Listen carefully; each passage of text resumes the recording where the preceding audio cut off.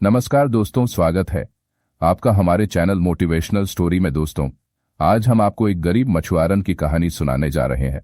दोस्तों, एक कहावत है कि कर भला तो हो भला, अंत में भले का भला।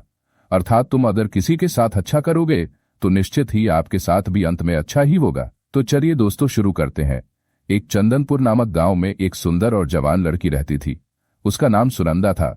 उसके परिवार में उसके माता पिता और एक छोटा भाई रहते थे। परिवार में सब कुछ बहुत अच्छा चल रहा था। उसके पिता मेहनत मजदूरी करके अपने परिवार का पालन पोषण करते थे। एक बार गांव में भयानक महामारी आई और उस महामारी के प्रकोप से उसके माता पिता और भाई तीनों की मृत्यु हो गई और अब वह बेचारी सुनंदा बेसहारा, अनाथ और गरीब हो गई। बेचारी सुनंदा पर दुखों का पहाड़ टूट पड़ा। फिर उसने निश्चय किया कि वह कुछ काम करेगी। आखिर पेट पालने के लिए कुछ तो करना ही होगा। उसने नदी से मछली पकड़कर और बाजार में बेचने का निश्चय किया और उसका जीवन मछली पकड़ने पर ही निर्भर था। वह रोज सुबह मछली पकड़ती और पास के गांव में जाकर उसे बेचती। भले ही वह गरीब थी, लेकिन उसकी दयालुता और मेहनत ने उसकी मदद की। पूरे गांव में उसकी मिसाल दी जाती थी। एक दिन जब वह मछली बेचने के लिए जंगल से गुजर रही थी तो उसने एक अजीब चीज देखी। एक युवक झाड़ियों के बीच लेटा था। वह एक राजकुमार की तरह दिख रहा था, लेकिन उसके शरीर में बहुत सारी तीर चुभी थीं। युवक दर्द से करा रहा था। सुनंदा यह देखकर दुखी हो गई। उसने अपनी मछली की टोकरी एक तरफ रखी और युवक की मदद के लिए आगे बढ़ी। सुनंदा ने युवक से पूछा कि तुम्हें क्या हुआ? ये इतने सारे तीर तुम्हारे शरीर में कैसे लग गए? युवक दर्द से करा उठा और बोला, मैं एक राजा का बेटा राजकुमार हूं। उसने ने कहा, मेरे पिताजी युद्ध में वीर गति को प्राप्त हो चुके हैं और मैं भी घायल पड़ा हूं। जब तक ये तीर मेरे शरीर में रहेंगी मैं इस जंगल से बाहर नहीं जा पाऊंगा। कोई मुझ पर दया करके इन तीरों को निकाल दे, तभी मैं मुक्त हो सकता हूं। मछुआरन सुनंदा ने निश्चय किया कि वह उसकी सहायता करेगी। सारी चिंताओं को छोड़कर वह युवक के तीरों को निकालने लगी। यह कोई आसान काम नहीं था। हर तीर बहुत गहराई तक चुभी थी। मछुआरन सुनंदा ने एक एक करके तीरों को निकालना शुरू किया। दिन ढलता गया और रात हो गई, लेकिन सुनंदा ने तीर निकालना नहीं छोड़ा। उसे खाने का भी ख्याल नहीं आया। आराम से वह बस युवक का दर्द कम करने में लगी रही।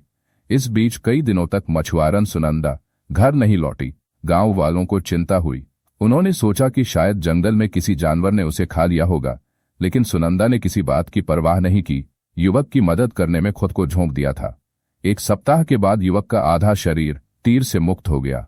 युवक का दर्द थोड़ा कम हुआ, लेकिन फिर भी वह पूरी तरह हिलडुल नहीं पा रहा था। उसने मछुआरन से कहा, धन्यवाद, पर मुझे नहीं मालूम तुम ये कठिन काम क्यों कर रहे हो? मछुआरन ने मुस्कुराते हुए कहा, तुम्हारी परेशानी देखकर मेरा दिल नहीं माना। अगर मैं मदद कर सकती हूं तो क्यों न करूं। 1 महीना बीत चुका था। युवक के शरीर की लगभग सभी तीर निकल चुकी थीं। अब सिर्फ उसकी आंखें ही बची थीं। मछुआरन ने सोचा कि उसे इन्हें बहुत सावधानी से निकालना होगा ताकि युवक की आंखों को कोई नुकसान न पहुंचे। उसी समय जंगल से एक लड़की आई। उसने अपना नाम उर्वशी बताया। वह एक साधारण लड़की जैसी दिख रही थी। उसने मछुआरन सुनंदा से कहा, तुम बहुत मेहनती और दयालु हो, पर क्या तुम थक गई हो? तुम थोड़ा आराम क्यों नहीं करती? मैं तुम्हारी मदद कर सकती हूं। मछुआरन ने उस पर भरोसा किया। उसने कहा, ठीक है, पर याद रखना आखिरी सुइयां निकालना बहुत मुश्किल है। मैं जल्दी ही लौट आऊंगी। उर्वशी ने युवक की आंख के बगल में लगी तीर को निकाल दिया। कुछ समय बाद युवक तुरंत खड़ा हो गया और उर्वशी के प्रति अपना आभार व्यक्त किया। जब मछुआरन सुनंदा वापस लौटी तो उसने देखा कि युवक पूरी तरह ठीक हो चुका था। युवक ने उर्वशी को धन्यवाद दिया और कहा, तुमने मुझे बचा लिया। तुम जो चाहोगी मैं तुम्हें दूंगा। उर्वशी ने मुस्कुराते हुए कहा, मैं तुम्हारी रानी बनना चाहती हूं। राजा ने मुस्कुराते हुए कहा, मुझे स्वीकार है। मछुआरन सुनंदा यह सब देखकर दंग रह गई। उसने कुछ नहीं कहा, पर उसका दिल टूट गया। वह सोचने लगी कि क्या मेरी मेहनत और दयालुता का यही पुरस्कार है? मछुआरन सुनंदा ने चुपचाप वहां से जाने का निर्णय लिया। उसने सोचा कि उसकी मदद करने का उसका उद्देश्य पूरा हो गया। राजकुमार को अब भी विश्वास नहीं हुआ। फिर वह उर्वशी को लेकर महल की ओर चल पड़ा। इधर मछुआरन सुनंदा अपने घर लौट आई, लेकिन उसका दिल टूट चुका था। उसने सोचा कि अब वह कभी किसी की मदद नहीं कर पाएगी। उसने अपनी मछली की टोकरी एक कोने में रख दी और दुखी हो गई। जब युवक महल में लौटा तो उसे बार बार मछुआरन सुनंदा का चेहरा याद आने लगा। उसकी दर्द भरी आंखें और आंखों में दया की झलक साफ दिखाई दे रही थी। राजकुमार ने उर्वशी से पूछा कि उस मछुआरन ने तीर निकालने में तुम्हारी मदद की थी? उर्वशी ने झूठ बोला और कहा, मैंने सारी मेहनत की है। राजकुमार को संदेह होने लगा और अब उसने पता लगाने का फैसला किया। उसने जंगल में एक बूढ़े महात्मा से सलाह ली। महात्मा ने कहा कि जिस महिला ने आपकी जान बचाई है वह कोई और नहीं बल्कि एक गरीब मछुआरन है। वह महिला एक अनाथ है। उर्वशी ने झूठ बोला और तुम्हें धोखा दिया। राजकुमार महल में आया। इस बीच उर्वशी का लालच सामने आ गया। उर्वशी ने राजकुमार से कपड़े और आभूषण मांगे। वह रानी बनने का सपना देखने लगी। राजकुमार को एहसास हुआ कि उसने झूठी लड़की पर भरोसा किया। सच्चाई जानने के बाद राजकुमार ने तुरंत मछुआरन सुनंदा को ढूंढने का फैसला किया और धोखेबाज उर्वशी को राजमहल से बाहर निकाल दिया और वह गांव-गांव जाकर मछुआरन सुनंदा के बारे में पूछने लगा। आखिर में एक गांव में बुजुर्ग महिला ने उसे बताया कि वह एक गरीब मछुआरन सुनंदा है जो जंगल के पास रहती है। राजकुमार को मछुआरन सुनंदा मिल गई। वह उसकी झोपड़ी में गया और उसके सामने सिर झुकाया। उसने कहा, मुझे माफ कर दो, मैंने तुम्हारी मेहनत और दयालुता को नहीं पहचाना। अब मैं समझ गया हूं, मुझे पता है कि असली हीरोइन तुम ही हो। राजकुमार ने मछुआरन से पूछा, क्या तुम मेरे महल में आओगी और मेरी रानी बनोगी?